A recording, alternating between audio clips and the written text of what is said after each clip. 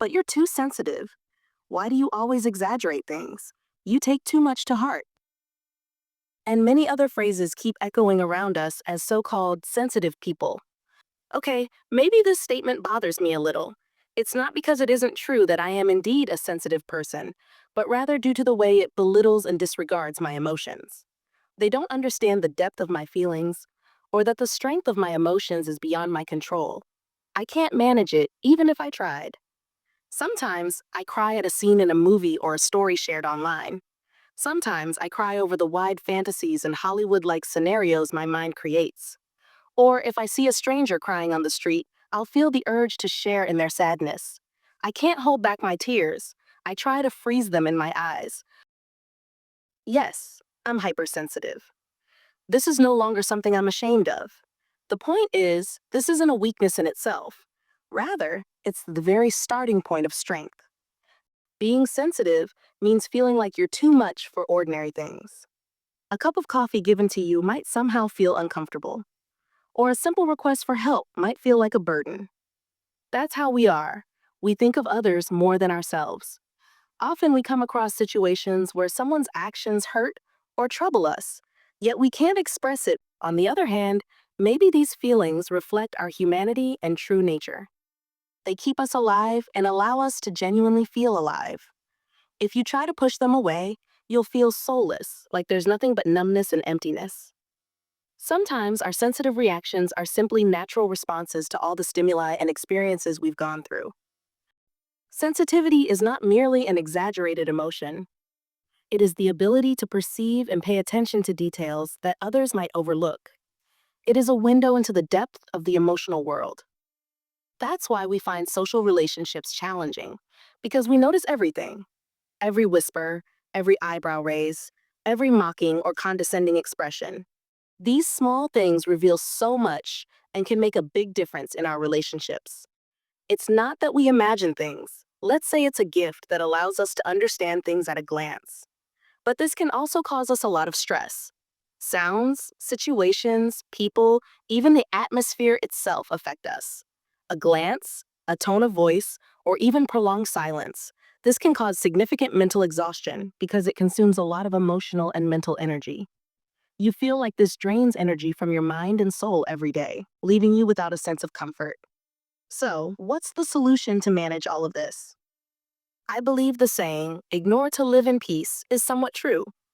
First, you must learn to accept things and accept that God created us with different personalities and spirits, and that things are constantly changing. We need to adapt to them. Water, it's more powerful than we realize. Drinking a glass of water when you're feeling overwhelmed can calm your nervous system and help you think more clearly. Water isn't just for drinking. Taking a shower can be incredibly grounding. It washes away physical tension and gives you a moment to reset emotionally. A warm shower activates the parasympathetic nervous system, the rest and digest system, which counteracts stress by lowering heart rate and promoting relaxation. This is why many people feel calmer and more centered after a shower. And yes, even tears play a role. If you're hypersensitive, crying might come naturally to you. Don't suppress it. Tears are your body's natural way of releasing stress and resetting your emotions. Emotional tears are known to contain stress-related hormones like adrenocorticotropic hormone, ACTH, and toxins. When you cry, you're literally releasing these chemicals, which helps reduce stress and restore emotional balance. Crying also triggers the release of endorphins, the body's natural feel-good chemicals. This is why you often feel lighter or more at peace after a good cry. Finally, let's talk about smiling. It might sound too simple, but hear me out. When you smile, even if you're not feeling happy, your brain releases feel-good chemicals like serotonin and dopamine.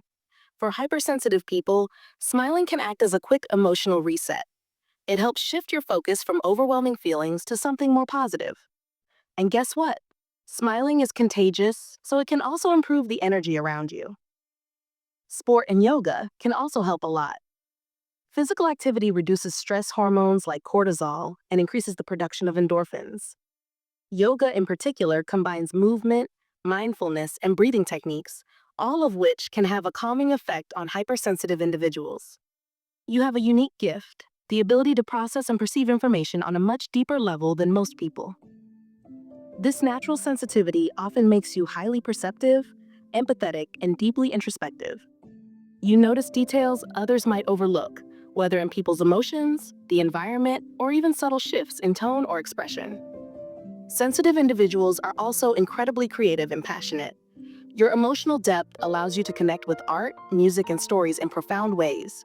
It fuels your creativity and gives you a strong sense of purpose. However, this depth of feeling comes with its challenges. Life can sometimes feel overwhelming, like an emotional roller coaster.